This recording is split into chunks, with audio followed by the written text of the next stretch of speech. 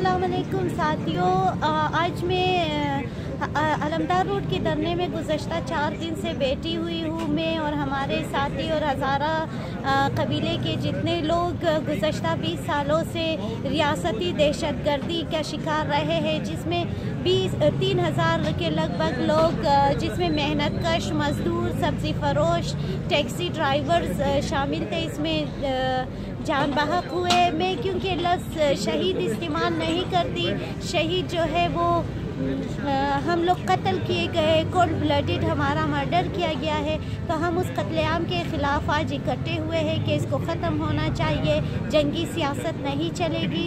तो हमारा जो इस धरने का ऑर्गेनाइज जिसने किया है वो पाकिस्तान, बलूचिस्तान और स्पेशली हज़ारा कबीले के टैक्सी ड्राइवरों ने किया है।